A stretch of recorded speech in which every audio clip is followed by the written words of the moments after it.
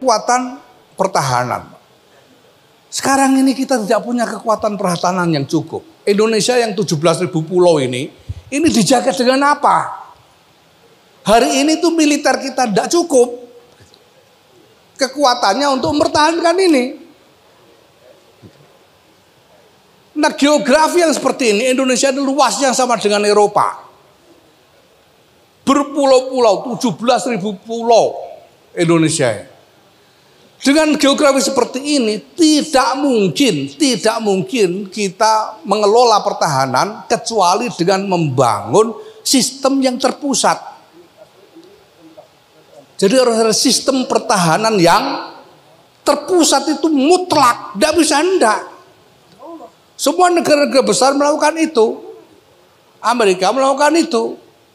Inggris, Eropa melakukan itu. Rusia ada. Cina ada. Sistem pertahanan yang terpusat itu harus. Dan supaya kita punya sistem pertahanan terpusat, ini harus dibangun infrastruktur besar-besaran yang tidak boleh jauh-jauh dari ibu kota. Karena pengendalinya harus kepala negara. Makanya sekarang Pentagon itu tidak jauh dari Washington. Pusat pertahanan Amerika.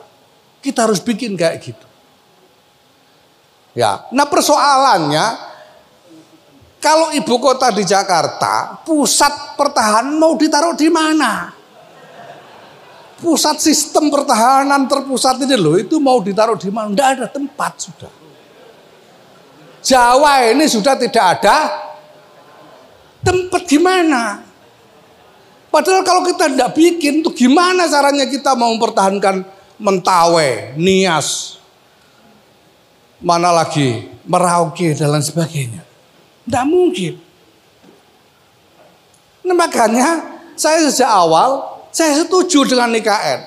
Maka saya pilih pengukuhan PBNU di Balikpapan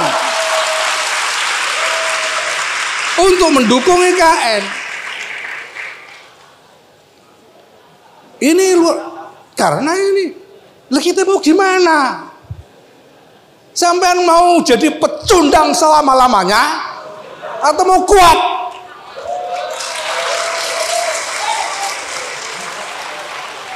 Ini penting, gitu.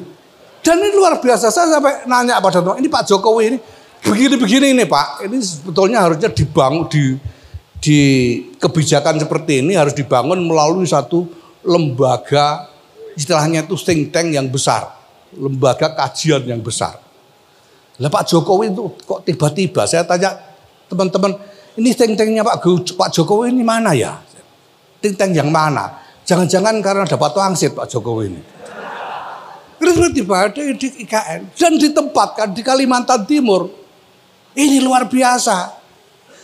Karena di Kalimantan Timur itu pertama, perbatasan darat terpanjang kita itu di Kalimantan. Itu Sarawak, Kalimantan Utara itu. Perbatasan dengan Malaysia dan Sarawak dan Brunei. Yang kedua, kegiatan ekstraksi sumber daya alam yang terbesar itu ada di Kalimantan. Dan dipilih di Kalimantan Timur yang dekat dengan laut, sehingga ada akses kepada laut. Yang di situ nanti bisa dibangun pelabuhan ekonomi dan pelabuhan militer yang besar, lautnya dalam. Ini luar biasa. Saya tidak habis mengerti ini yang nolak ini karena tidak paham, ya atau karena ini penting. Kita tidak punya pilihan Pak. Kita mau jaga negara ini dengan apa? Gitu. Nah ini perlu diperhatikan. Nah oke. Sekarang bagaimana kita menempatkan NU ini Pak? Ini masyiatullah lagi, ini fadlun minallah lagi. Tidak ada negara yang di dalamnya ada gerakan sosial yang besar selain di Indonesia ini.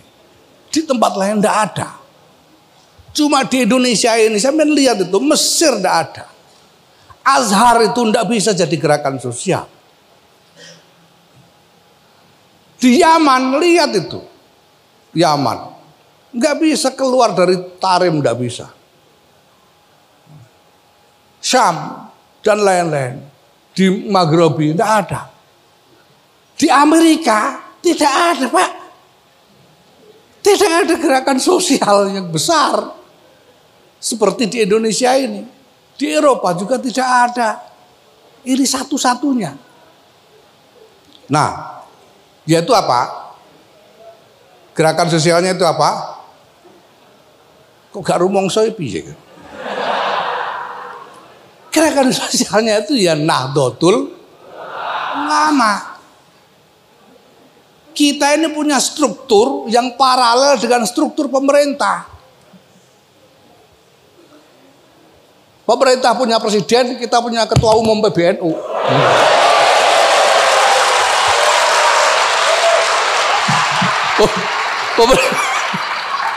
Pemerintah punya gubernur, kita punya ketua PW.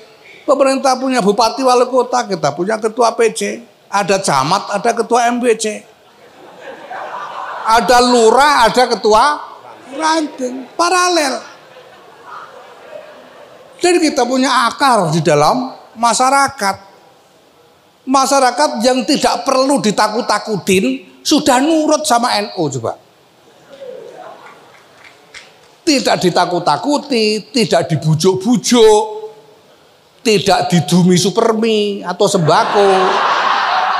Ya, sudah mau ikut NU gitu loh. Dan ini cenderung membesar. 2005 itu yang ngaku NU cuma 27%. 1955 18%, 2005 27%. Ini LSI dan DCA. 2023 yang ngaku NU 56,9%. Lo itu enggak kita dumi sembako lo kok bisa mau. 18 tahun naik 2 kali lipat. Ini cuma di Indonesia yang ada. Nah, Bapak Ibu sekalian saya hormati ya. Kita itu tidak cukup. Tadi saya katakan bahwa hilirisasi itu bisa menghasilkan tambahan penghasilan pendapatan negara secara berlipat ganda. Tetapi tambahan penghasilan saja tidak cukup. Tambahan penghasilan ini harus bisa ditasarrufkan untuk membangun kekuatan ekonomi yang lebih luas di dalam masyarakat. Gitu. Ya, penghasilan negara besar ditasarrufkan untuk membangun kekuatan ekonomi yang lebih luas di dalam masyarakat. Paham ya? Dan itu pemerintah tidak mungkin mampu. Tidak bisa. Pemerintah manapun tidak bisa. Apalagi dengan otonomi daerah seperti ini, tidak bisa. Sudah. Nah, siapa yang bisa melakukan itu? Yang bisa melakukan itu hanya gerakan sosial. Gitu. Nah, maka sekarang bagaimana kita mendayagunakan kekuatan Nahdlatul Ulama ini menjadi beriringan dengan negara dalam rangka menciptakan basis ekonomi yang lebih luas. Kenapa? Kalau negara ini ya penghasilan besar negara, lalu disuruh untuk membangun ekonomi di akar rumput, ekonomi rakyat lah ya, duit dikirim ke gubernur ya, duit dikirim gubernur, ini gubernurnya harus rembukan dulu sama DPR provinsi, bagi-baginya berapa, yang dikirim berapa. Lu iya apa ya? Habis itu dikirim ke kabupaten kota, diterima bupati sama wali kota yang kayak begini-begini ini juga rembukan dulu. Berapa yang dibagi ke kecamatan?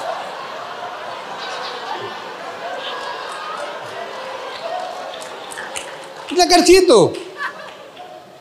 Tapi kalau lewat gerakan sosial seperti ini, Roh Islam tinggal bilang, Isma' wa ati'. Nah, isma'u wa ati'u, gitu sudah. Semua nurut sampai ke bawah. Subscribe Berita Surakarta.